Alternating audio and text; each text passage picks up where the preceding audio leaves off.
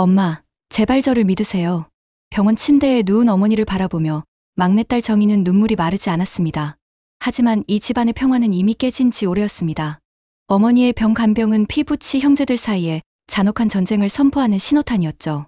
세상에 피보다 진한 것이 돈이라고 누가 말했던가요? 그 말은 우리 집안에 영원히 지울 수 없는 상처로 박혔습니다. 저는 정희입니다. 흔히 막내딸은 집안의 보물이라고들 하죠.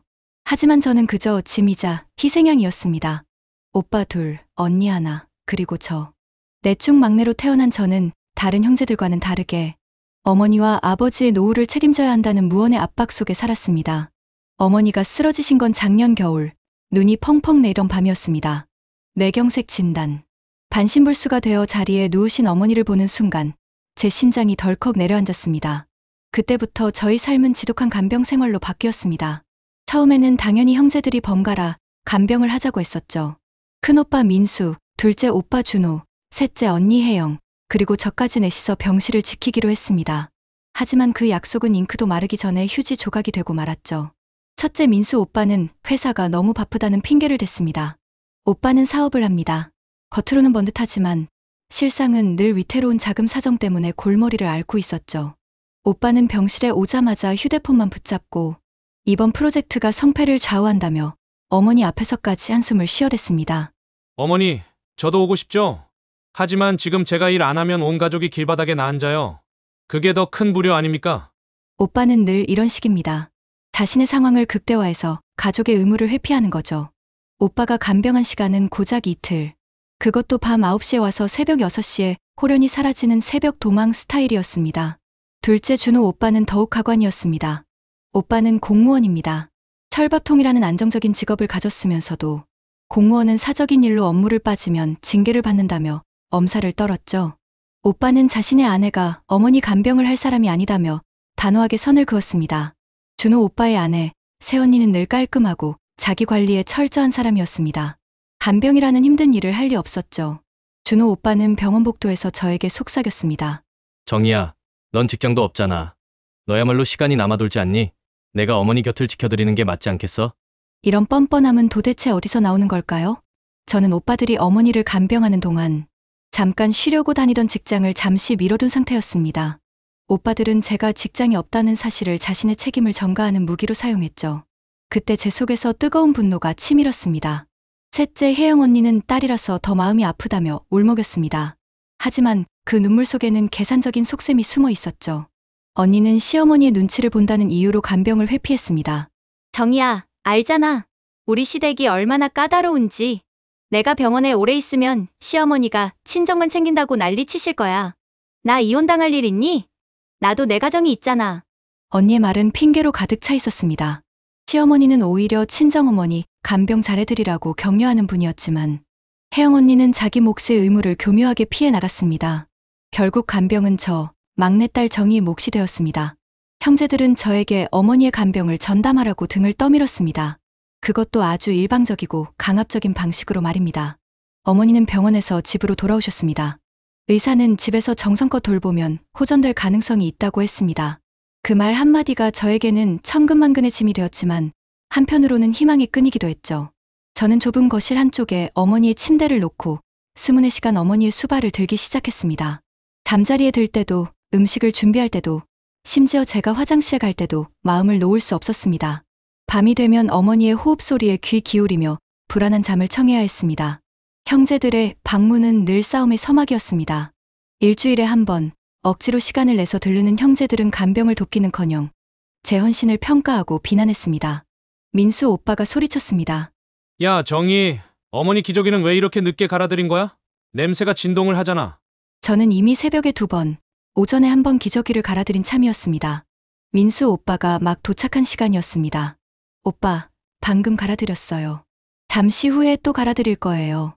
내가 보기엔 아닌 것 같네. 너 정말 성의 있게 하는 거 맞아? 이래서 독신으로 사는 애한테 맡기면 안 된다니까.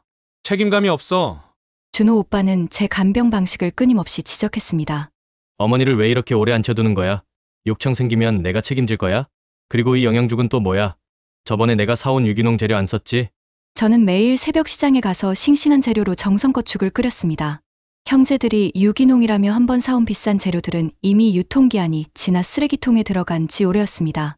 혜영 언니는 어머니 앞에서만 착한 딸인 척 연기했습니다.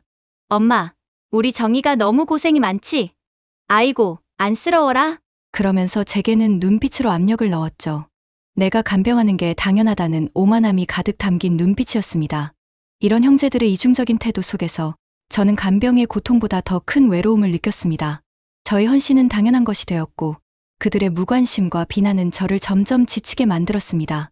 그들이 주는 작은 돈, 매달 계좌로 보내주는 간병비라는 이름의 몇 푼은 저의 자존심을 깎아내리는 칼이었습니다. 어느 날 새벽 3시, 저는 어머니의 침대 옆에서 잠깐 잠이 들었습니다. 그때 냉장고 문이 덜컥 열리는 소리가 나더니 컵라면을 끓이는 소리가 들렸습니다. 둘째 준호 오빠였습니다. 오빠는 어머니 걱정 때문에 잠이 안 와서 잠시 들렀다고 했습니다. 하지만 오빠는 저에게는 눈길도 주지 않고 컵라면을 흡입하며 거실 TV를 켰습니다. 소리는 컸고 저는 잠에서 깼죠. 오빠, 어머니 주무시잖아요. 소리 좀 줄여주세요. 아, 깜짝이야. 너 왜 거기서 자고 있어? 난 또 귀신인 줄 알았네. 너도 내 방에서 자. 어머니 옆에 붙어 자는 게 간병이야. 내가 피곤해서 잠깐 쉬는 것도 안 돼? 오빠의 말은 비수처럼 꽂혔습니다. 그때 저는 생각했죠.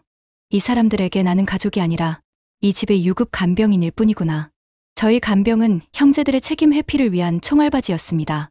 가장 충격적인 것은 형제들이 어머니 병원비 문제를 협박수단으로 쓰기 시작했다는 것입니다.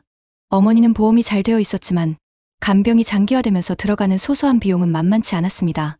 제가 사비로 충당하는 부분이 늘어났습니다. 어느 날 형제들이 거실에 모였습니다. 마치 저를 재판하는 심사위원들 같았습니다. 민수 오빠가 굵은 목소리로 말했습니다. 정희야, 어머니 재산이 얼마 남았는지 알지? 너 지금 간병에 쏟아붓는 돈 나중에 다 돌려받을 생각하지 마. 혜영 언니가 덧붙였습니다. 맞아, 정희야. 내가 자발적으로 하는 간병인데 나중에 내가 간병했으니 더 많이 달라는 소리는 하지 말아줘. 우린 분명히 이야기하는 거야. 그들은 저희 헌신을 나중에 유산을 더 받기 위한 사전 작업으로 몰아세우고 있었습니다. 제가 어머니를 간병하는 순수한 마음을 더러운 돈 문제로 깎아내리는 순간이었습니다. 그들은 어머니의 회복보다 어머니의 유산에 더 관심이 많았습니다.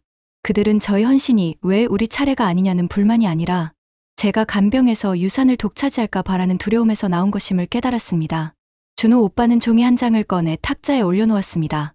어머니 병원비 때문에 말인데 우리끼리 정리할 건 정리하자. 어머니 간병은 내가 전담하고 대신 나중에 재산 분할할 때 내 몫이 줄어드는 걸 감수해야지. 아니면 지금 간병비 매달 50만 원씩 받는 걸로 끝내. 저는 분노로 온몸이 떨렸습니다. 간병비 50만 원. 제가 24시간 어머니 곁을 지키며 받는 돈이 고작 50만 원이었습니다. 세상에 간병인을 써도 그 4배는 더 줘야 하는 금액이었습니다. 그들은 저희 노동을 최소한의 금액으로 구매하고 싶어 했던 것입니다. 저는 자리에서 벌떡 일어났습니다. 오빠들, 언니, 제가 어머니를 간병하는 게 돈 때문이라고 생각해요? 제가 지금 이 고생을 하면서 유산 따위에 눈이 멀었다고 생각하는 거예요? 어떻게 피부치에게 그런 말을 할 수 있어요? 저는 유산 한 푼도 바라지 않아요. 하지만 제 헌신을 이렇게 모르터지 마세요. 제 절규는 그들에게 아무런 울림도 주지 못했습니다. 민수 오빠는 시계를 보며 지루하다는 표정을 지었고 혜영 언니는 한숨을 쉬며 고개를 저었습니다. 정희야, 세상을 너무 순진하게 살지 마. 가족 간에도 돈 문제는 확실히 해야 하는 거야. 나중에 후회하지 말고. 그들이 집을 나간 후 저는 거실에 홀로 남아 엉엉 울었습니다. 제가 흘린 눈물은 어머니를 향한 안타까움 뿐만이 아니었습니다. 저를 철저하게 외면하고 배신하는 형제들에 대한 깊은 절망감이었습니다. 어머니의 간병은 저에게 가장 혹독한 시련이었지만 동시에 형제들의 진짜 모습을 보는 거울이기도 했습니다. 저희 순수한 효심이 저희 발목을 잡는 간병의 대가가 될 줄은 꿈에도 몰랐습니다. 저는 지쳐갔지만 어머니 곁을 떠날 수 없었습니다. 어머니는 저희 유일한 안식처였기 때문입니다. 하지만 이 지옥 같은 간병 생활 속에서 저는 알지 못했습니다. 형제들이 이 작은 갈등을 넘어 더 크고 잔혹한 숨겨진 계획을 세우고 있었다는 것을요. 그들의 다음 요구는 저희 모든 것을 송두리째 앗아갈 끔찍한 것이었습니다. 여러분은 만약 저와 같은 상황이라면 그들의 요구에 맞서 싸우시겠습니까? 형제들이 휩쓸고 간 거실에는 컵라면의 잔재와 함께 독한 냉기가 감돌았습니다. 저는 며칠 동안 그들이 내뱉은 모욕적인 말들, 특히 간병비 50만 원이라는 단어를 잊을 수가 없었습니다. 저는 그들에게 간병인이었을 뿐 피를 나눈 가족이 아니었죠. 이 사실이 저를 갉아먹었습니다. 며칠 후 큰오빠 민수에게서 문자가 왔습니다. 정희, 이번 달 간병비 입금했다. 어머니 병원비 중 남은 금액이 얼마인지 정리해서 올려라. 내가 쓴 사적인 비용까지 청구하지는 마라. 사적인 비용이라니 저는 단 한 번도 제 개인적인 지출을 어머니 병원비에 섞은 적이 없었습니다. 이 문자는 저를 향한 노골적인 불신이었습니다. 저는 그 문자를 보자마자 손이 떨렸습니다. 저의 헌신을 감시하고 언제든 트집 잡아 공격할 준비를 하고 있는 것이었죠. 저는 다음 날 깔끔하게 정리된 영수증서를 들고 민수 오빠의 회사로 찾아갔습니다. 오빠는 저를 보자마자 인상을 찌푸렸습니다. 마치 제가 돈을 요구하러 온 염치 없는 동생이라도 되는 것처럼 말이죠. 오빠의 사무실은 넓고 번듯했지만 그곳의 공기는 왠지 모르게 차갑고 건조했습니다. 너 왜 여기까지 온 거야? 바쁜 사람 귀찮게. 민수 오빠가 퉁명스럽게 말했습니다. 오빠, 어머니 병원비 문제 때문에 왔어요. 오빠가 보낸 문자, 저에게 너무 모욕적이었어요. 제가 사적인 비용을 청구할 사람으로 보였나요? 저는 최대한 감정을 억누르며 말했습니다. 저는 영수증서를 오빠의 책상 위에 내려놓았습니다. 수개월 동안의 약값, 기저귀값, 물리치료 비용, 그리고 특별히 처방받은 영양제 비용까지 모든 지출이 날짜별로 명확하게 정리되어 있었습니다. 민수 오빠는 대충 서류를 훑어보더니 코웃음을 쳤습니다. 야, 이거 다 합쳐봤자 얼마 안 되네. 이거 내가 다 썼다는 증거는? 너 혹시 비싼 거 사놓고 영수증만 끼워 넣은 거 아니야? 내가 혼자 쓰는 생활비도 분명 여기 섞여 있을 거다. 저는 그 순간 심장이 멎는 것 같았습니다. 제가 지난 몇 달간 잠도 제대로 못 자며 어머니 옆을 지킨 시간과 노력을 고작 몇 장의 종이로 깎아내리고 있었습니다. 오빠, 어떻게 저를 의심할 수 있어요? 제가 거짓말까지 하면서 이 돈을 챙기겠어요? 저는 오빠들처럼 돈에 연연하지 않아요. 돈에 연연하지 않는다고? 그럼 간병비를 왜 받아? 너도 결국 돈 때문에 어머니 간병하는 거잖아. 솔직해져봐. 내가 독박 간병하는 이유, 나중에 어머니 재산 조금이라도 더 챙기려는 속셈 아니야? 오빠의 입에서 튀어나온 말은 제 가슴을 갈기갈기 찢어놓았습니다. 저는 더 이상 말을 섞고 싶지 않았습니다. 오빠의 눈빛에는 제가 재산을 노리는 불순한 동생이라는 확신이 가득했습니다. 됐어요, 오빠. 이 서류, 오빠들끼리 돌려보세요. 저는 더 이상 설명하지 않겠어요. 저는 돌아서 나왔지만 오빠의 목소리가 등 뒤에서 저를 붙잡았습니다. 야, 너 나중에 후회하지 마라. 지금 이렇게 헌신하는 게 나중에 유산 분배에 아무 영향도 못 준다는 거 명심해. 오빠의 그 말은 단순한 협박이 아니었습니다. 그것은 곧 다가올 숨겨진 계획의 섬뜩한 복선이었습니다. 그들의 시선은 이미 어머니가 아닌 어머니의 통장에 고정되어 있었던 거죠. 며칠 뒤 형제들은 예고 없이 집으로 들이닥쳤습니다. 이번에는 넷이 모두 모였습니다. 그들의 눈빛은 전보다 더 단호했고 분위기는 얼음장 같았습니다. 그들은 저를 둘러싸고 앉아 마치 신문하듯 말했습니다. 준호 오빠가 운을 뗐습니다. 정희야, 어머니 간병 문제 이제 좀 정리해야 할 것 같아. 무슨 말씀이세요, 오빠? 지금도 제가 혼자 다 하고 있잖아요. 혼자 다 한다는 게 문제야. 내가 하는 간병 방식에 문제가 많다는 보고가 들어오고 있어. 보고라니요. 그들이 서로 끊임없이 저를 감시하고 비난하는 대화를 나누고 있다는 것을 알 수 있었습니다. 그들은 저의 간병 일거수일투족을 꼬투리 잡고 싶어 했습니다. 혜영 언니는 휴대폰을 꺼내더니 자신이 만든 간병 매뉴얼이라며 저에게 내밀었습니다. 정희야, 이거 봐. 어머니는 하루에 최소 5번 자세를 바꿔줘야 해. 내가 혼자서 제대로 하고 있는지 모르겠어. 그리고 이 영양제. 내가 저번에 사오라고 한 거 아직도 안 샀더라. 돈 아까워서 그런 거니? 그저 저를 간병을 잘못하는 무능력한 막내로 만들고 싶었던 거죠. 저는 인내심의 한계를 느꼈습니다. 언니, 제가 새벽 2시에도 일어나 어머니 자세를 바꿔드려요. 그리고 영양제는 의사 선생님과 상의해서 지금 어머니께 필요한 것만 드리고 있어요. 제가 어머니를 모시는데 언니들이 만든 매뉴얼대로 해야 하나요? 민수 오빠가 탁자를 쾅 치며 소리를 질렀습니다. 야, 너 지금 우리한테 대드는 거야? 우리가 너보다 몇 살이나 위인데 내가 이 집에서 뭐 하는 사람인 줄 알아? 어머니 간병인이야, 간병인! 그 순간 저는 제 귀를 의심했습니다.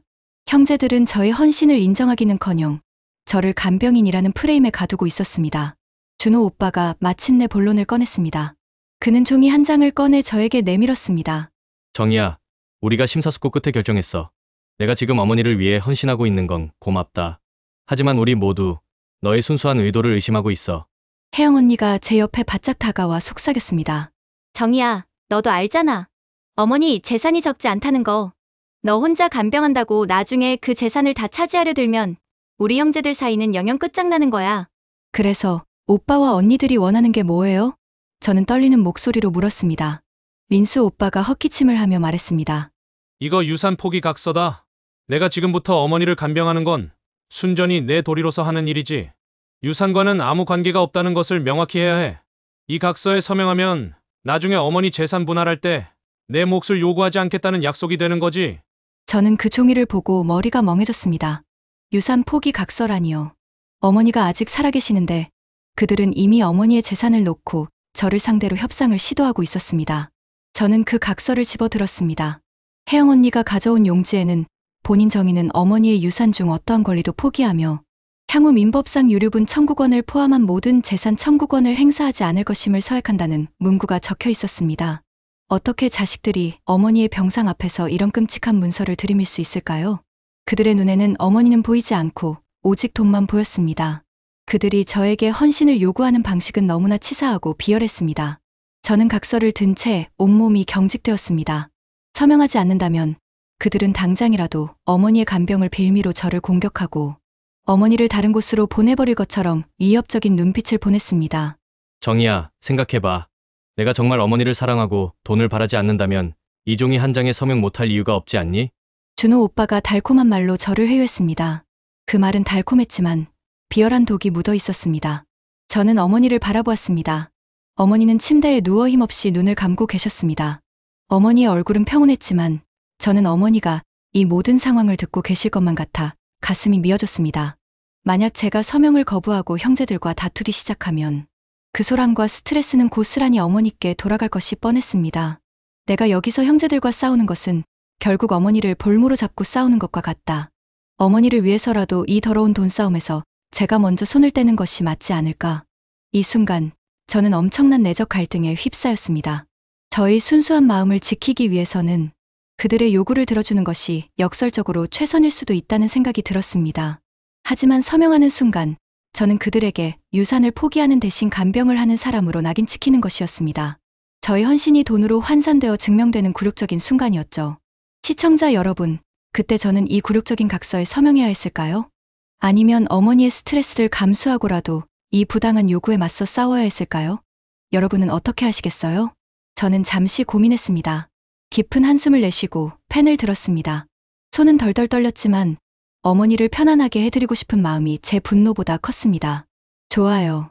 서명할게요. 하지만 명심하세요. 제가 이 각서에 서명하는 건 제가 어머니의 마지막 순간까지 평안하게 해드리고 싶어서예요. 저는 돈보다 어머니의 건강이 더 중요합니다. 저는 힘없이 제 이름을 눌렀었습니다. 꼭 펜이 종이에 닿는 소리는 마치 저의 자존심이 부서지는 소리처럼 크게 들렸습니다. 형제들은 만족스러운 미소를 지었습니다.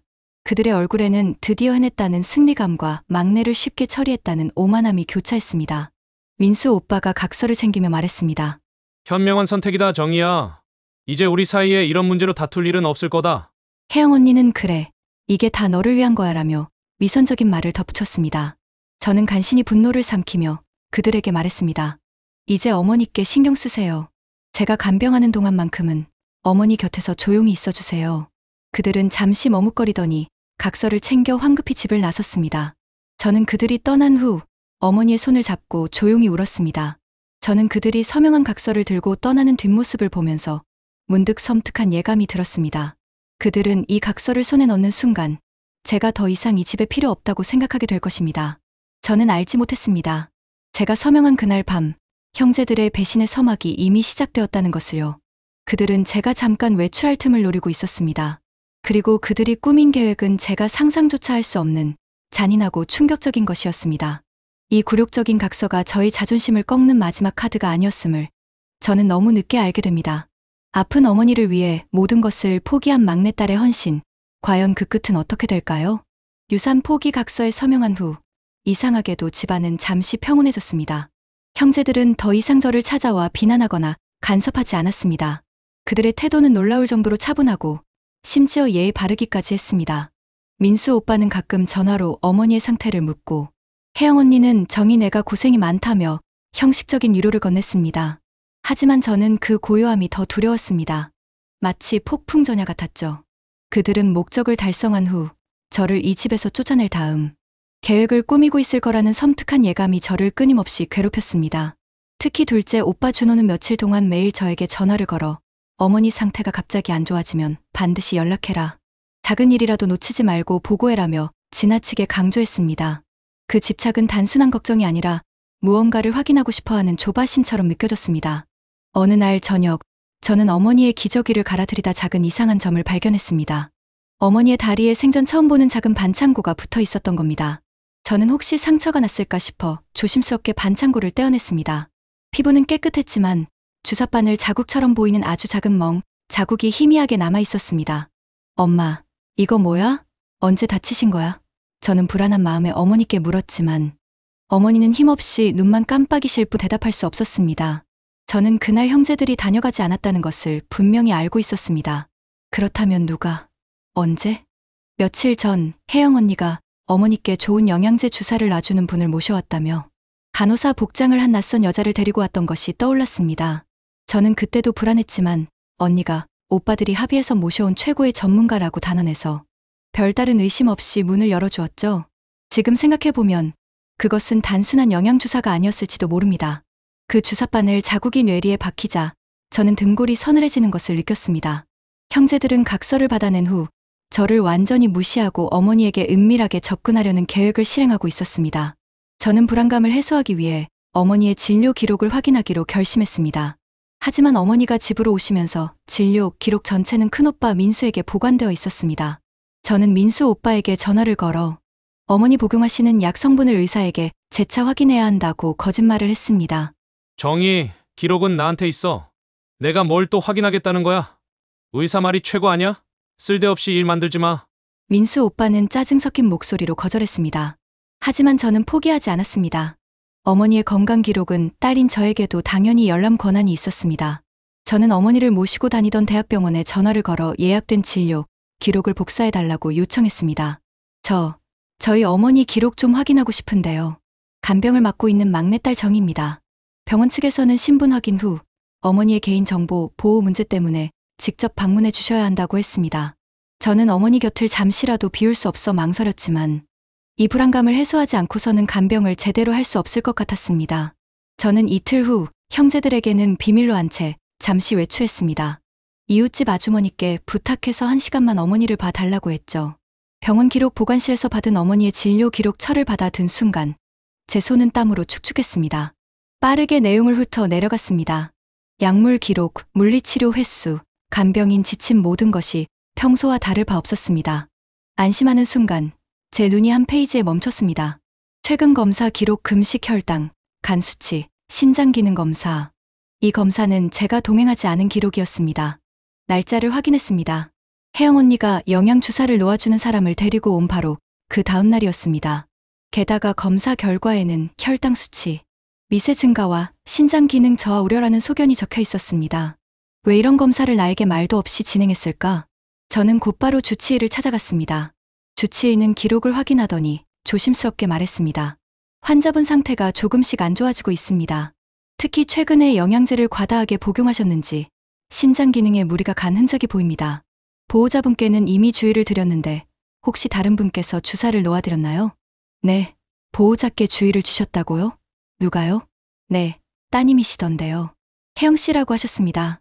직접 병원에 오셔서 검사를 요청하셨습니다.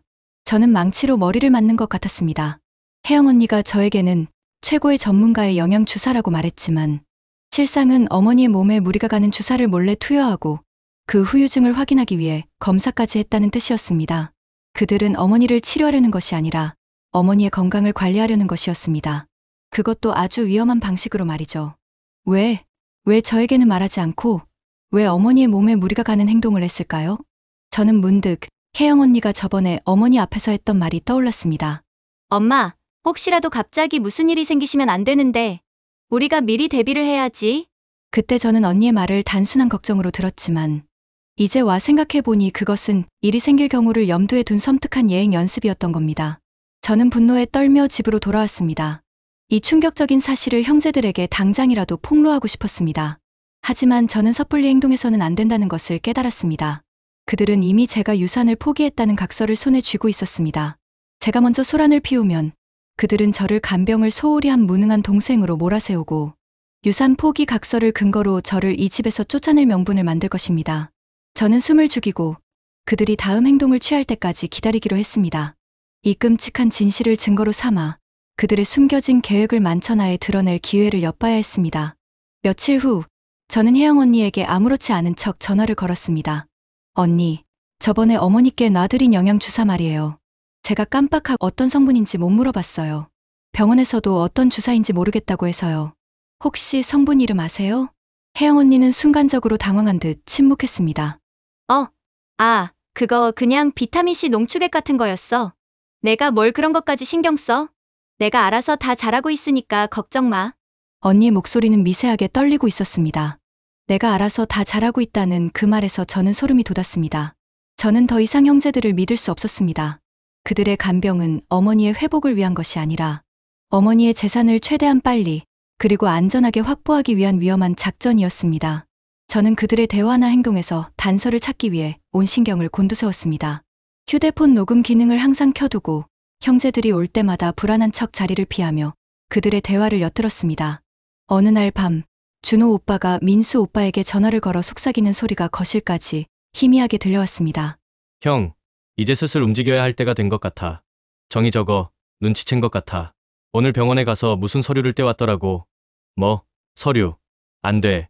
계획대로 진행해야 해. 오늘 밤 내가 어머니 몰래 그 서류를. 대화가 갑자기 끊겼습니다.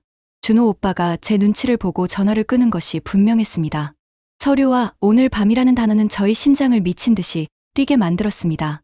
그들이 말하는 계획은 무엇일까요? 저는 극도의 긴장감에 휩싸였습니다. 제가 잠시라도 방심하면 어머니에게 어떤 일이 벌어질지 알 수 없었습니다. 저는 그날 밤 잠을 이룰 수 없었습니다. 불길한 예감은 현실이 되었습니다. 다음 날 새벽 6시, 저는 너무 피곤해서 10분만 눈을 붙인다는 것이 그만 깊이 잠들었습니다. 하지만 1시간 후, 저는 소름 끼치는 고요함에 눈을 떴습니다. 거실이 너무 조용했습니다. 평소 같으면 어머니의 미세한 숨소리나 간병 침대의 공기압 조절 소리가 들려야 했습니다. 저는 벌떡 일어나 거실로 달려갔습니다. 어머니가 계셔야 할 간병 침대가 텅 비어 있었습니다. 침대만 덩그러니 놓여 있고 어머니의 옷가지와 평소 복용하시던 약 봉투만 테이블 위에 남아 있었습니다. 창문은 굳게 닫혀 있었고 문은 밖에서 잠겨 있었는지 열리지 않았습니다. 제 머릿속은 새하얗게 변했습니다. 어머니가 사라졌다. 저는 온 집안을 미친 듯이 뒤졌지만 어머니의 흔적은 어디에도 없었습니다. 그때 거실 바닥에 떨어진 쪽지 하나가 눈에 들어왔습니다. 준호 오빠의 글씨였습니다. 정이야, 어머니 상태가 급격히 안 좋아지셔서 우리가 더 좋은 병원으로 모셨다. 너는 잠시 쉬고 있어. 내가 쉴 자격이 없다고 생각되면 이제부터 우리에게 간섭하지 마라. 더 좋은 병원이라니요. 저에게 말 한마디 없이 잠든 저를 두고 어머니를 다른 곳으로 옮겼다는 사실이 저를 경악하게 만들었습니다. 그들이 유산 포기 각서를 받아낸 이유, 혜영 언니가 수상한 주사를 놓은 이유, 그리고 준호 오빠가 밤늦게까지 어머니 상태를 집요하게 확인했던 모든 이유가 이 순간 연결되었습니다. 그들은 제가 어머니 곁에 있는 것이 자신들의 숨겨진 계획을 방해한다고 판단한 것입니다. 유산을 포기한 저를 이제 간병이라는 의무에서도 배제하고 싶었던 거죠. 저의 헌신은 결국 형제들의 배신을 부르는 도구가 되고 말았습니다. 저희 전부였던 어머니를 형제들의 탐욕에 의해 강탈당했습니다. 저는 미친 듯이 현관문을 두드렸습니다. 잠금 장치는 밖에서 걸어 잠근 것처럼 꼼짝도 하지 않았습니다. 저는 형제들에게 완전히 감금당한 것이었습니다. 이것이 바로 형제들의 잔혹한 배신의 서막이었습니다.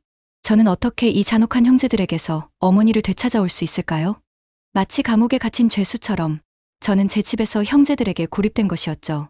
문이 덜컥거리며 열리지 않는 소리가 제 절망감을 더욱 키웠습니다. 그들의 계획은 제가 어머니를 간병하는 순간부터 치밀하게 짜여 있었던 것입니다. 어머니, 엄마, 저는 목이 터져라 소리쳤습니다. 하지만 대답은 돌아오지 않았습니다. 이 집은 이제 저 혼자 남은 싸늘한 감옥이었습니다. 저는 창문으로 달려갔습니다. 창문은 굳게 닫혀 있었고 창밖을 내다보니 이른 아침이라 거리는 한산했습니다. 이웃집 아주머니께 부탁했지만 어머니가 갑자기 사라진 상황을 알릴 수도 없었습니다. 그들이 저를 미친 사람 취급할까봐 두려웠죠. 형제들이 남긴 쪽지, 더 좋은 병원이라는 위선적인 문구가 제 눈앞에서 아른거렸습니다.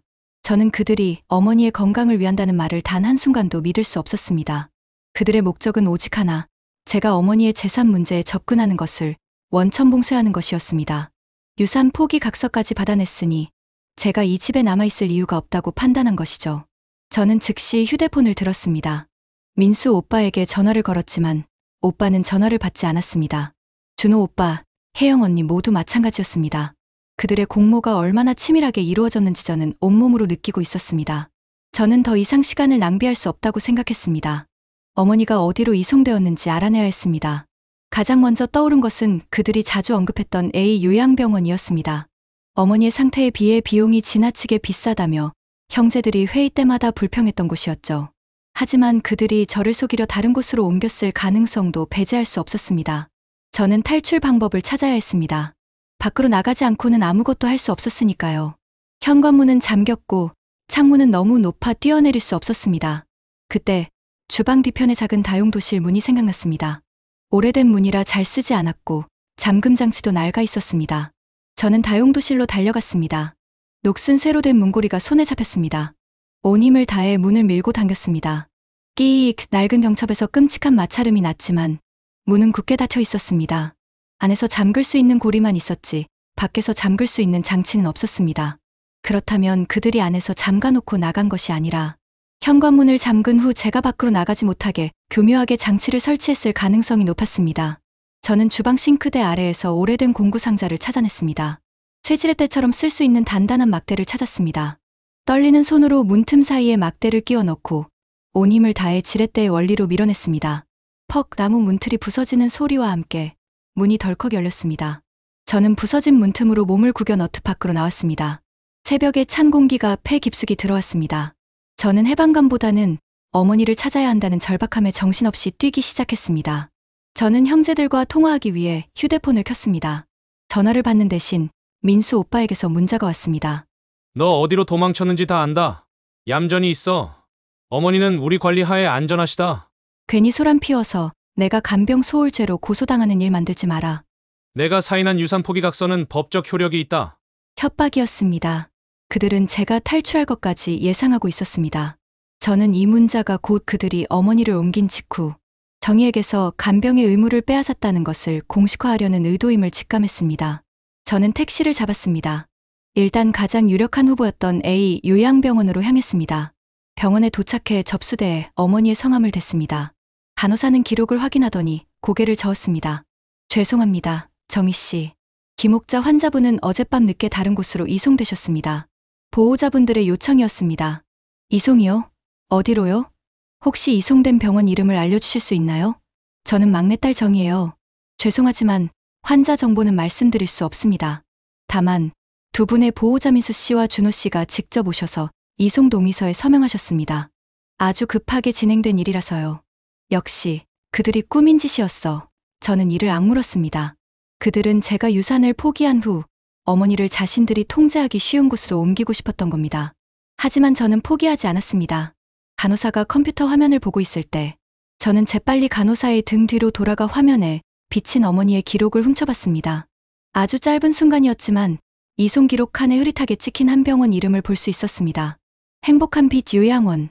저는 그 이름을 재빨리 머릿속에 새겼습니다.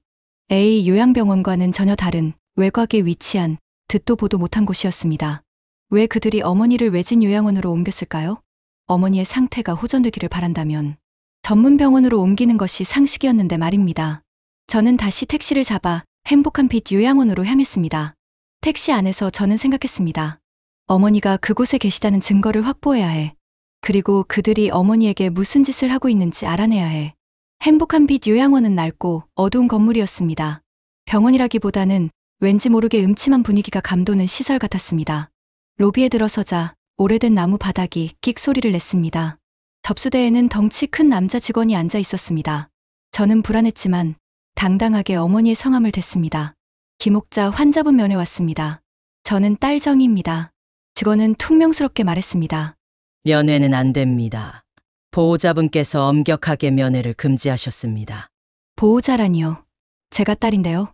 왜 면회가 안 되죠?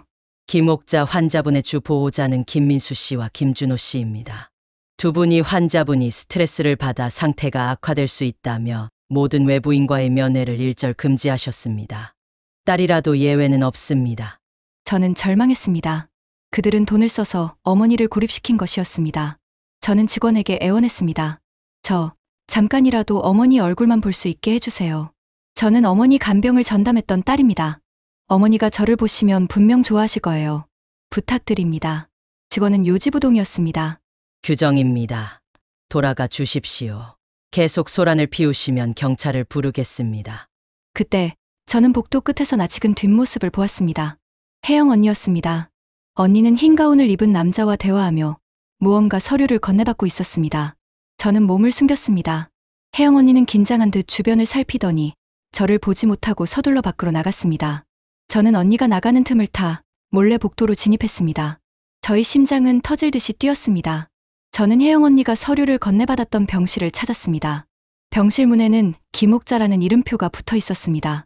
바로 어머니의 병실이었습니다. 문고리를 잡는 순간 제 손이 덜덜 떨렸습니다. 저는 조심스럽게 문을 열었습니다. 어머니는 침대에 누워 힘없이 천장을 바라보고 계셨습니다. 하지만 어머니의 침대 옆에는 제가 한 번도 본 적 없는 낯선 여자가 앉아 있었습니다. 그 여자는 저를 보자마자 차가운 눈빛으로 응시했습니다. 누구세요? 여긴 들어오시면 안 됩니다. 저는 숨을 몰아쉬며 물었습니다. 저는 정희예요. 어머니 딸입니다. 당신은 누구시죠? 간병인이세요? 여자는 비웃듯 말했습니다. 저는 김옥자, 님의 전담 간병인입니다. 그리고 보호자분들 민수 씨, 준호 씨, 혜영 씨의 지침에 따라 이곳의 간병은 제가 전적으로 담당합니다. 따님은 돌아가 주셔야 합니다. 어머니는 저를 보자마자 눈을 크게 뜨셨습니다. 어머니의 눈빛에는 정희야, 너 왜 이제 왔니? 하는 절규가 담겨 있는 듯 했습니다. 저는 어머니에게 달려가고 싶었지만 간병인이 저를 막아섰습니다. 나가세요. 당장 안 나가시면 경찰 부릅니다. 저는 간병인의 팔을 뿌리치고 어머니에게 다가갔습니다. 어머니의 손을 잡았습니다. 어머니의 손은 차갑고 이전보다 훨씬 쇠약해져 있었습니다. 엄마, 저 정희예요. 엄마, 괜찮으세요? 오빠들이 엄마를 왜 여기로 옮긴 거예요? 그때 어머니가 힘겹게 입을 여셨습니다. 정희야, 어머니는 말을 잇지 못하고 눈물을 흘리셨습니다.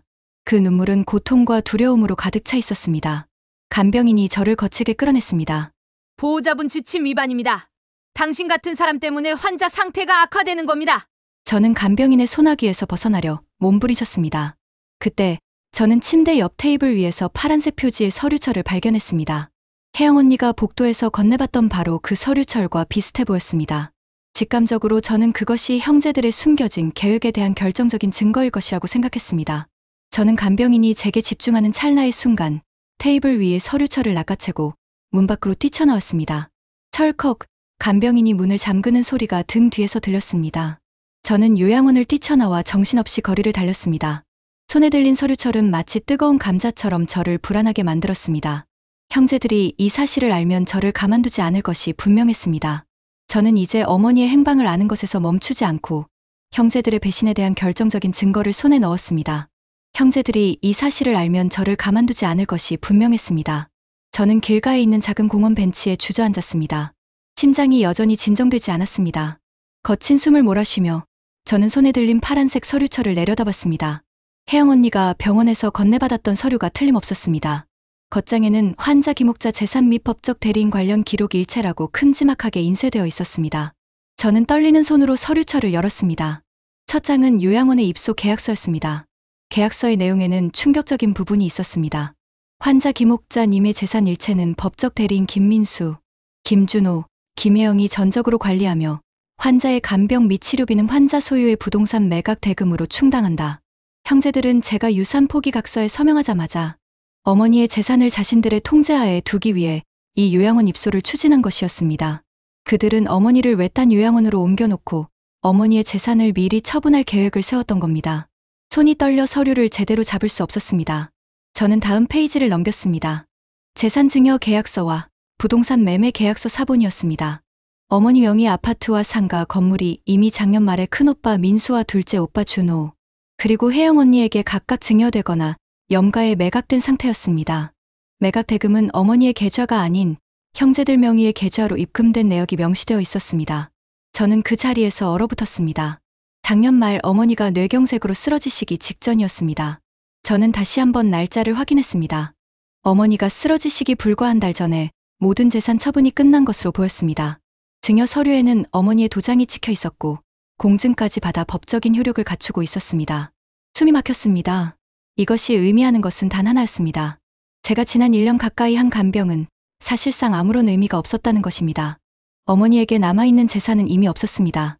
어머니의 병원비와 간병비는 환자 소유의 부동산 매각 대금으로 충당된다고 했지만 그 돈은 이미 형제들의 손에 들어갔거나 그들이 임의로 설정한 계좌로 흘러 들어가고 있었습니다. 형제들은 이미 재산을 모두 확보한 상태에서 저에게 유산 포기 각서를 받아내려 했던 겁니다. 그들은 재산이 없다는 사실을 숨긴 채 제가 나중에 혹시라도 유류분 반환, 청구 소송을 걸어올까봐 미리 저의 권리를 포기시키려 했던 것입니다. 제가 어머니 옆을 지키며 흘렸던 모든 눈물과 땀은 그들의 재산 목록에서 저를 완전히 지워버리기 위한 보이지 않는 방패막이 역할만 했던 것입니다. 분노와 배신감, 그리고 저를 향한 형제들의 잔인한 기만에 치가 떨렸습니다. 자식의 가장 순수한 효심을 돈 때문에 악용하다니 이보다 더한 패륜이 또 있을까요? 서류를 계속 넘기다 보니 또 다른 문서가 나왔습니다. 그것은 어머니의 재산관리 위임장 사본이었습니다. 위임장에는 환자의 의사 표현이 불가능할 경우 모든 재산 및 신체적 결정 권한은 장남 김민수에게 위임한다는 내용과 함께 막내딸 정희는 이 결정 권한에서 제외한다는 내용이 굵은 글씨로 명시되어 있었습니다.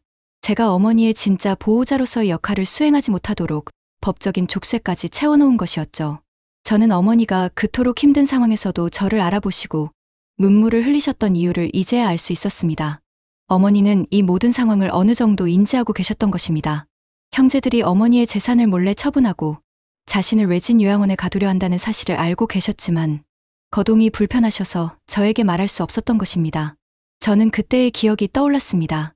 제가 어머니의 다리에서 발견했던 작은 주사바늘 자국, 그리고 혜영 언니가 영양제라며 맞게 했던 주사, 그것은 어머니의 건강을 위한 것이 아니라 어머니의 의사 표현 능력을 더욱 약화시키기 위한 악의적인 행동이었을지도 모른다는 의심이 들었습니다. 어머니를 조용히 잠재우고 모든 재산 처분을 끝낸 후 어머니를 저희 손길이 닿지 않는 곳으로 옮겨버린 것. 이것이 형제들의 완벽하게 짜인 숨겨진 계획의 전모였습니다. 그들이 매번 저에게 간병 방식을 지적하고 50만 원의 간병비를 주며 유산 포기 각서까지 받아낸 것은 저희 효심을 이용해 자신들의 완벽한 범죄를 은폐하려는 기만적인 행위였습니다. 제가 간병하는 동안 형제들은 뒤에서 어머니의 재산을 빼돌리는 작업을 완료했던 겁니다. 저는 서류철을 꽉 움켜쥐었습니다. 눈물이 쏟아졌습니다. 저는 더 이상 이대로 물러설 수 없었습니다. 그들의 잔혹한 배신 앞에서 저는 무너지지 않기로 다짐했습니다. 저의 헌신이 헛된 것이 아니었음을 증명하고 어머니를 그들의 악의적인 통제에서 벗어나게 해드려야 했습니다. 가장 먼저 해야 할 일은 법률적인 조치였습니다. 저는 변호사를 찾아가기로 결심했습니다. 이 복잡하고 기만적인 상황을 해결하려면 저희 감정만으로는 안 된다는 것을 깨달았습니다. 저는 휴대폰으로 가장 신뢰할 수 있는 법무법인을 검색했습니다. 그리고 곧바로 전화를 걸었습니다. 여보세요. 긴급하게 상담을 요청합니다. 저희 형제들이 어머니의 재산을 강탈하고 저희 간병을 방해한 증거를 가지고 있습니다. 변호사는 저희 긴박한 목소리에 상황의 심각성을 느꼈는지 곧바로 저를 만나기로 했습니다. 약속 장소로 가는 택시 안에서 저는 형제들에게 최후 통첩 문자를 보냈습니다. 민수 오빠, 준호 오빠, 혜영 언니. 어머니를 당장 원래 집으로 모셔오세요. 그리고 제가 모셔올 수 있는 병원 이름을 알려주세요. 저는 오빠들과 언니들이 어머니께 했던 모든 행동에 대한 결정적인 증거를 확보했습니다. 더 이상 저를 속이려 하지 마세요. 제가 이 서류들을 법원에 제출하면 오빠들과 언니들의 모든 행위는 법적으로 심판받게 될 겁니다. 문자를 보내자마자 제 휴대폰이 불이 나듯이 울리기 시작했습니다. 민수 오빠였습니다. 야, 정희. 내가 뭘 훔쳐갔는지 모르겠지만 당장 갖다 놔. 너 지금 법적으로 문제될 짓 하고 있는 거야. 어머니를 인질로 잡지 마. 민수 오빠는 저에게 협박을 가했습니다. 그의 목소리는 분노와 두려움으로 가득 차 있었습니다. 제가 예상했던 대로 그들은 제가 서류를 훔쳐갔다는 사실에 극도로 당황한 것이 분명했습니다. 오빠, 인질은 오빠들이 잡았죠. 어머니를 외진 요양원에 가두고 재산을 빼돌린 건 오빠들입니다. 제가 훔쳐간 게 아니라 오빠들의 범죄 증거를 확보한 겁니다. 입 다물어. 당장 서류 가지고 이리로 와. 우리가 이야기로 풀자. 내가 원하는 게 뭔데? 돈이야? 얼마를 원하는지 말해. 협박하지 마. 돈, 그들의 입에서 나오는 건 오직 돈뿐이었습니다. 그들은 저의 분노가 돈 때문에 비롯된 것이라고 착각하고 있었습니다. 저는 돈이 필요 없습니다. 제가 원하는 건 어머니의 자유, 그리고 제가 당연히 해야 했던 간병의 권리를 되찾는 겁니다. 그리고 오빠들의 기만에 대한 정의의 심판입니다. 저는 전화를 끊었습니다. 그들의 비열한 탐욕이 저에게 엄청난 분노와 함께 싸울 힘을 주었습니다. 저는 이제 더 이상 형제들의 요구에 굴복하는 막내딸 정의가 아니었습니다. 어머니의 헌신을 배신으로 갚으려 했던 그들에게 맞서는 당당한 딸이었습니다. 변호사를 만나 서류철을 건네주었습니다. 변호사는 서류 내용을 훑어보더니 깊은 한숨을 내쉬었습니다. 정희 씨, 이건 단순한 유산 갈등이 아닙니다. 이 증여 및 매매 과정에 어머니의 의사 표현 능력을 악용한 불법적인 정황이 다분합니다. 그리고 환자를 딸에게서 고의적으로 격리한 것은 유기 또는 학대로도 볼 수 있습니다. 이 서류는 정희 씨가 어머니를 되찾고 형제들의 기만을 되갚아줄 수 있는 결정적인 증거가 될 것입니다. 저는 변호사의 확신에 찬 목소리를 듣자 눈앞이 밝아지는 것 같았습니다. 이제 저는 혼자가 아니었습니다. 하지만 이 모든 증거에도 불구하고 어머니는 여전히 외딴 요양원에 감금되어 있었습니다. 저는 어머니를 만나기 위한 법적 조치를 즉각적으로 시작했습니다. 형제들은 제가 변호사를 선임했다는 사실을 알고도 끊임없이 저를 협박하고 회유하려 했습니다. 하지만 저는 그들의 모든 시도를 무시했습니다. 저는 변호사의 도움을 받아 즉시 접근 금지 가처분 신청과 요양원 격리해제 소송을 제기했습니다. 제가 확보한 재산증여 서류, 매매 계약서, 그리고 재산관리 위임장은 형제들의 악의적인 의도를 명백하게 입증하는 강력한 증거가 되었죠. 법적 절차가 시작되자 형제들은 미친 듯이 발악하기 시작했습니다. 민수 오빠는 저에게 매일 수십 통의 전화를 걸어 협박했습니다. 너 지금 제정신이야? 고작 그 종이 쪼가리 몇 장 가지고 우리를 이혼시키고 망하게 하려고 해! 내가 뭔데? 준호 오빠는 변호사 사무실로 찾아와 난동을 부리려 했지만 변호사의 단호한 대응에 결국 쫓겨났습니다. 혜영 언니는 동네 커뮤니티에 저에 대한 악의적인 글을 올리기 시작했습니다. 재산을 노리고 어머니를 독점하려 했던 막내딸, 형제들에게 돈을 요구하며 협박하는 페류나 등으로 저를 매도했죠. 저는 그들의 비열함에 분노했지만 동시에 통쾌함을 느꼈습니다. 제가 반격하자 그들의 가면이 완전히 벗겨져 진흙탕 속의 본 모습을 드러내고 있었습니다. 저는 변호사와 함께 요양원으로 향하는 법원의 면회허가 결정을 받아냈습니다. 이제 더 이상 요양원 직원이 저희 면회를 막을 수 없었습니다. 요양원에 도착했을 때 민수 오빠와 준호 오빠가 입구에서 초조하게 서성이고 있었습니다. 제가 면회 허가서를 내밀자 민수 오빠는 분노로 얼굴이 시뻘개졌습니다. 정희, 너 여기까지 와서 이 난리를 칠 거야? 어머니 충격받으시면 어쩌려고? 어머니에게 충격을 준 건 오빠들이죠. 어머니에게 남아있던 재산을 몰래 다 빼돌리고 저에게 유산 포기 각서까지 받아낸 다음 어머니를 외딴 요양원에 가둔 사람들이 누군데요?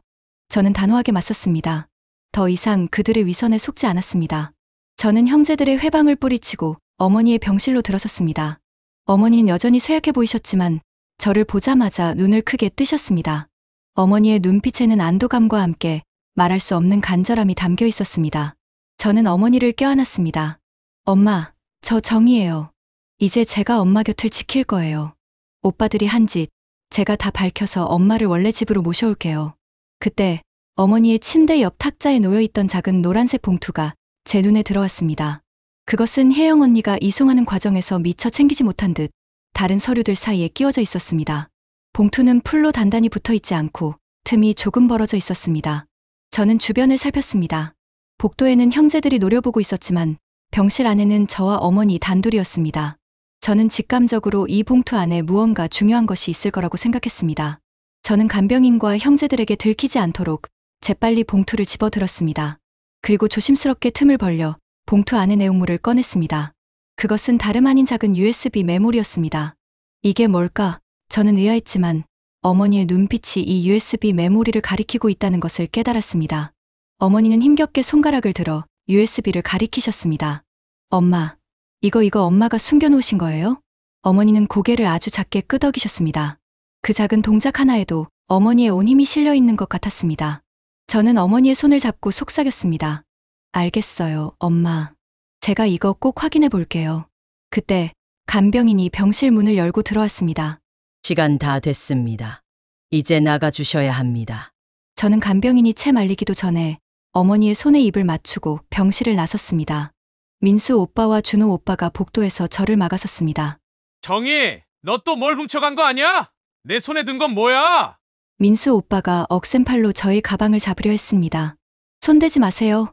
이건 어머니 개인 소지품입니다. 저는 오빠의 손을 뿌리치고 건물 밖으로 달려나갔습니다. 형제들은 저를 뒤쫓아왔지만 저는 택시를 잡아타고 그들을 따돌리는데 성공했습니다. 저는 곧바로 변호사 사무실로 향했습니다. 변호사 앞에서 저는 USB 메모리를 컴퓨터에 연결했습니다. 파일 목록에는 정희에게 2024년 마지막이라는 제목의 영상 파일 하나만 들어 있었습니다. 저와 변호사는 숨을 죽이고 영상을 재생했습니다. 화면에는 어머니가 쓰러지시기 직전의 모습이 담겨 있었습니다. 어머니는 단정하게 옷을 입고 침대에 기대 앉아 힘없이 웃고 계셨습니다. 영상이 시작되자 어머니의 목소리가 흘러나왔습니다.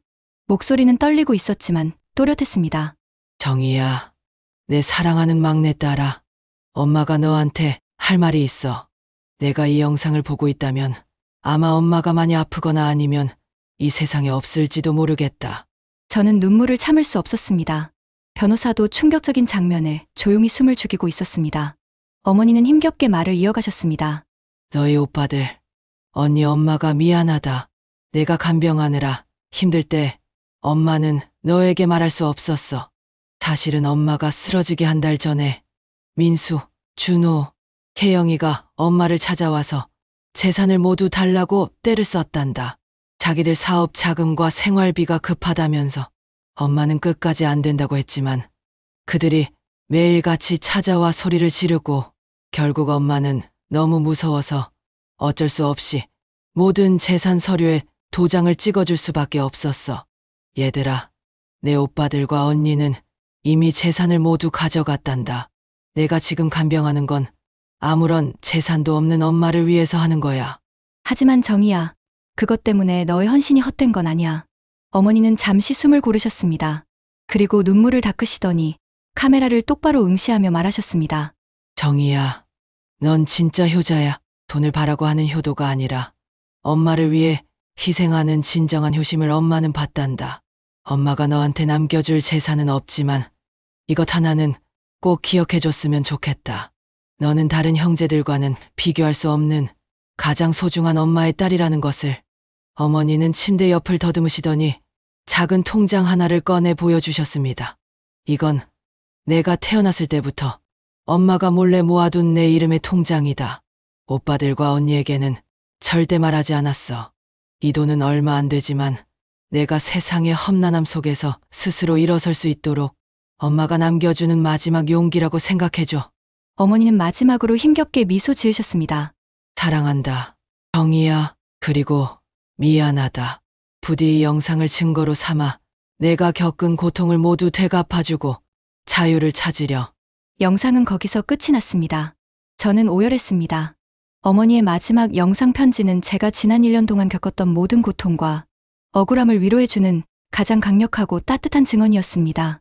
어머니는 이미 형제들의 탐욕을 알고 계셨고 저희 헌신이 헛되지 않았음을 증명해주고 싶으셨던 겁니다. 변호사 역시 눈시울을 붉혔습니다. 정희 씨 이 영상은 재산 분할 소송의 판도를 완전히 뒤집을 수 있는 결정적인 증거입니다. 특히 형제들이 어머니의 의사 능력이 불분명한 시점에 재산을 강탈했다는 것을 입증하는 사전 공모의 증거로 작용할 수 있습니다. 그 순간 저는 형제들에게 느꼈던 모든 배신감과 모욕감이 눈 녹듯 사라지는 것을 느꼈습니다.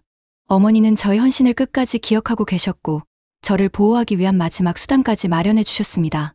이 영상을 법원에 제출하는 순간 형제들의 위선과 탐욕은 만천하에 공개될 것입니다. 그들이 저에게 받아낸 유산 포기 각서는 이 영상 앞에서 힘을 잃게 될 것입니다. 이미 재산이 없었기 때문에 각서 자체가 기만 행위의 증거가 될 테니까요. 저는 분노 대신 차가운 결의를 다졌습니다. 이제는 어머니의 마지막 부탁대로 이 영상을 증거로 삼아 그들의 죄를 낱낱이 밝히고 저희 자존심을 되찾아야 할 때였습니다. 어머니의 영상 편지를 확인한 후 저는 변호사와 함께 모든 법적 절차를 신속하게 밟았습니다.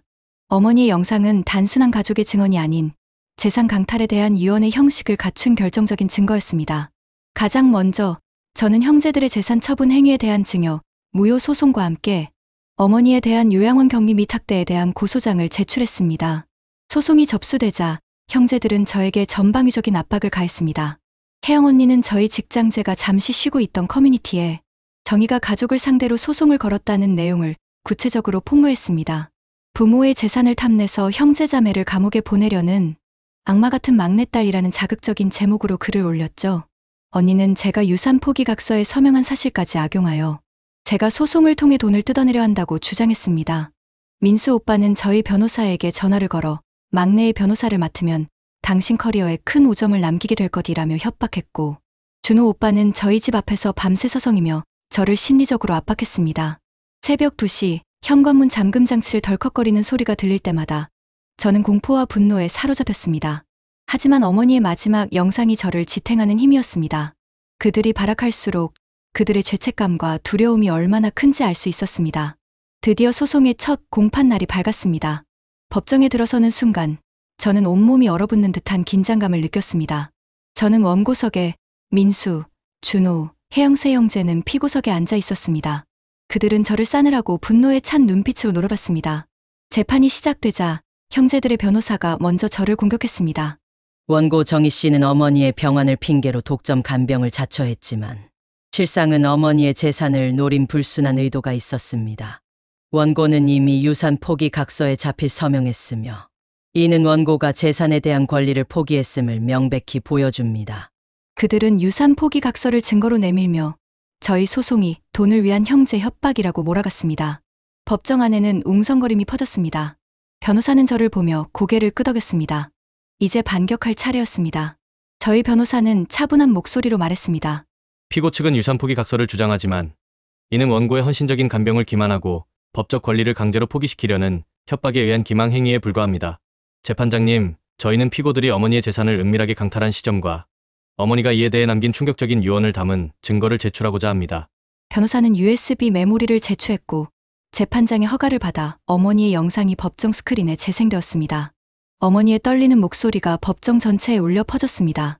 어머니가 형제들에게 재산을 강탈당한 시점, 그리고 그들이 어머니의 의사를 무시하고 서류에 강제로 도장을 찍게 했다는 내용이 생생하게 증언되었습니다. 영상이 재생되는 동안 피고석에 앉아있던 세 형제는 경악과 공포로 얼굴이 하얗게 질렸습니다. 민수 오빠는 자리에서 벌떡 일어났습니다. 저건 조작된 영상입니다. 말도 안 돼. 어머니가 쓰러지시기 전에 저희에게 재산을 물려주신 건 수수한 증여였습니다. 민수! 오빠는 온몸을 부들부들 떨며 소리쳤습니다. 혜영 언니는 손으로 입을 틀어막고 울음을 터뜨렸습니다. 그 울음은 후회의 울음이라기보다는 자신들의 범죄가 드러났다는 절망의 울음이었습니다. 준호 오빠는 고개를 푹 숙인 채 탁자를 쾅 치더니 아무 말도 하지 못했습니다. 그의 등에서는 식은땀이 흐르는 것이 보였습니다. 어머니의 마지막 증언, 특히 정희야.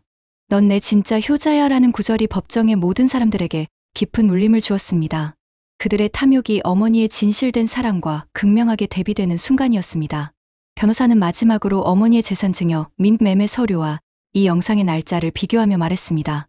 어머니는 쓰러지시기 불과 한 달 전 피고들의 강요에 의해 모든 재산을 빼앗겼습니다.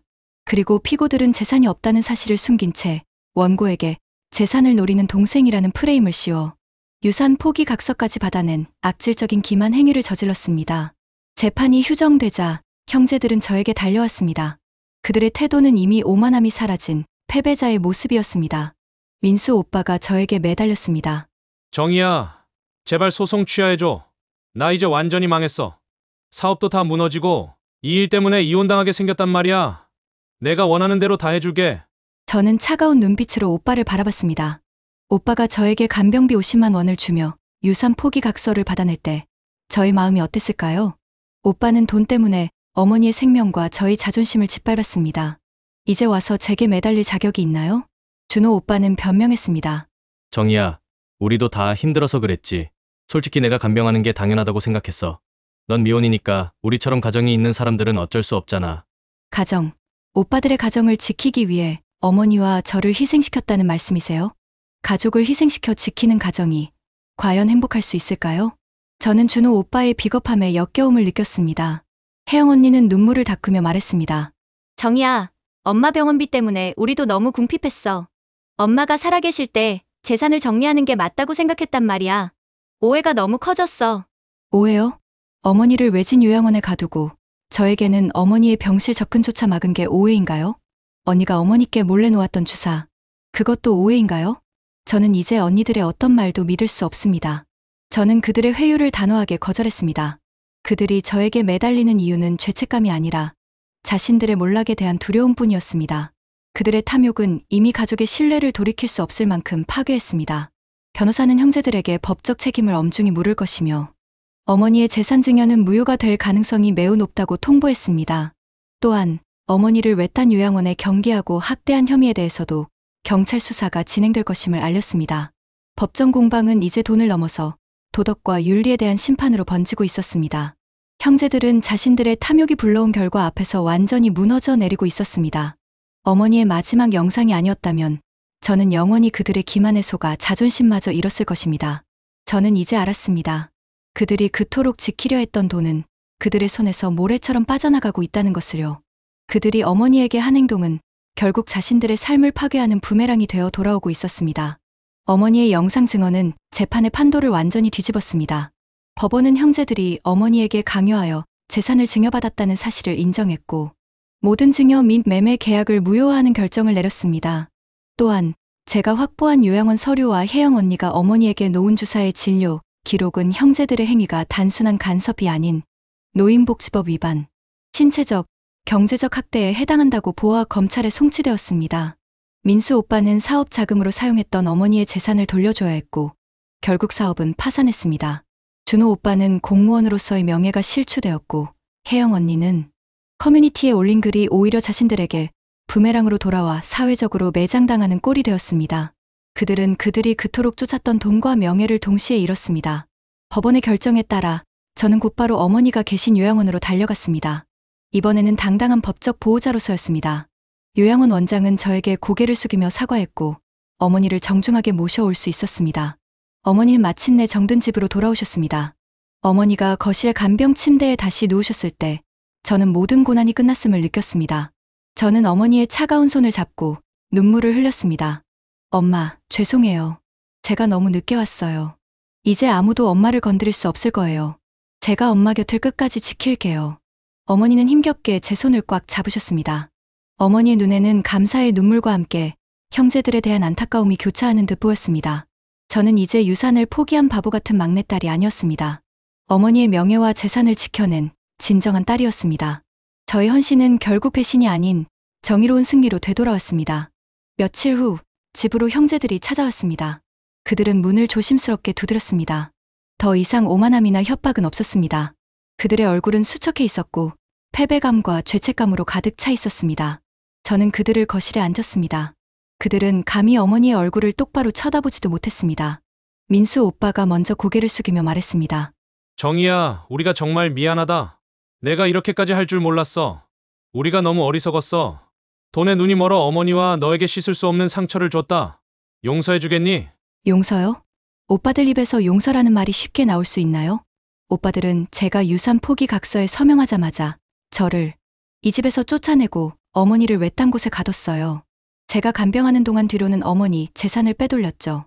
저는 오빠들에게 인간적인 배신감을 느꼈습니다. 이 감정을 어떻게 쉽게 지울 수 있을까요? 준호 오빠는 눈물을 글썽이며 말했습니다. 어머니, 저희가 잘못했습니다. 정말 잘못했습니다. 저희가 불효자입니다. 저희가 오만했어요. 정의 헌신을 시기했고 저희의 책임을 회피하고 싶었습니다. 혜영 언니는 무릎을 꿇고 울었습니다. 저는 그들의 사과를 들으며 마음속에 맺혀있던 응어리가 조금씩 풀리는 것을 느꼈습니다. 하지만 용서는 쉽게 나오지 않았습니다. 그들의 후회는 어머니에 대한 진정한 사랑 때문이 아니라 자신들의 몰락 때문이라는 것을 알고 있었으니까요. 저는 단호하게 말했습니다. 저는 어머니의 마지막 곁을 지키는 사람으로서 오빠들과 언니를 법적으로 용서할 수 없습니다. 법적인 책임은 끝까지 지셔야 합니다. 하지만 어머니의 딸로서 제가 흘린 눈물에 대한 보상은 바라지 않습니다. 어머니를 진심으로 참회하는 마음으로 대하세요. 그것만이 저와 어머니에게 할 수 있는 최소한의 도리입니다. 저는 형제들의 사과를 받아들였지만 그들에게 간병을 다시 맡기지는 않았습니다. 그들의 진정성이 의심스러웠고 어머니를 불안하게 하고 싶지 않았습니다. 저는 어머니에게 말씀드렸습니다. 엄마, 이제 재산 문제는 다 해결되었어요. 엄마, 돈 때문에 형제들 사이가 망가지는 걸 보니 저에게 가장 큰 재산은 돈이 아니라 엄마를 사랑하는 마음과 제 자신에 대한 자존심이라는 것을 깨달았어요. 어머니는 저의 볼을 힘겹게 쓰다듬으셨습니다. 저는 어머니의 눈빛에서 내가 이겼다, 내 딸이라는 메시지를 읽을 수 있었습니다. 저는 어머니의 곁에서 마지막까지 정성껏 간병했습니다. 이전과는 달랐습니다. 이제 저는 억울한 간병인이 아니라 사랑하는 어머니의 당당한 딸이었습니다. 형제들이 보지 못했던 저의 헌신이 결국은 저의 자존심과 어머니의 존엄성을 지켜낸 가장 강력한 무기였던 것입니다. 몇 달 후, 어머니는 평온하게 눈을 감으셨습니다. 어머니의 임종 순간, 저와 형제들은 모두 곁에 있었습니다. 어머니는 마지막까지 저희 손을 꽉 잡고 계셨습니다. 어머니의 마지막 순간은 비극이 아닌 가장 사랑하는 딸과 함께하는 평온한 작별이었습니다. 장례식장에는 형제들이 찾아왔지만 그들의 모습은 예전에 오만했던 모습이 아니었습니다. 그들은 조용히 어머니를 애도했고 저에게는 진심으로 죄송하다는 말을 전했습니다. 어머니가 저에게 몰래 남겨주신 통장의 돈은 크지 않았지만 저에게 새로운 인생을 시작할 수 있는 용기와 기반이 되었습니다. 저는 그 돈으로 조용히 작은 카페를 열었습니다. 어머니가 좋아하셨던 꽃들을 매일 새로 꽂아두고 따뜻한 커피를 내리는 일에 집중했습니다. 형제들은 가끔 카페에 찾아와 커피를 마시곤 했지만 더 이상 저에게 어떤 간섭이나 요구도 하지 않았습니다. 탐욕은 그들의 삶을 집어삼켰지만 저의 헌신은 저에게 진정한 삶의 가치를 깨닫게 해주었습니다. 돈보다 귀한 것이 무엇인지, 가족 간의 신뢰가 얼마나 중요한지를 처절하게 깨달은 경험이었습니다. 여러분의 삶에서 가장 소중한 가치는 무엇인가요? 돈과 효도, 무엇이 진짜라고 생각하시나요? 저는 이 일을 겪고 나서 깨달았습니다. 진정한 효도는 재산을 목적으로 하지 않으며 돈으로 살 수도 없다는 것을요. 형제들의 탐욕은 그들의 삶을 파괴했지만 저희 순수한 마음은 결국 저에게 가장 소중한 어머니의 사랑과 저 자신의 자존심을 되찾아 주었습니다. 가장 비참했던 순간이 결국 제가 가장 당당하게 일어설 수 있었던 발판이 되었습니다. 세상의 모든 억울한 막내딸들에게 말하고 싶습니다. 당신의 헌신은 헛되지 않으며 언젠가 반드시 그 빛을 발하게 될 것입니다. 정의는 반드시 승리합니다.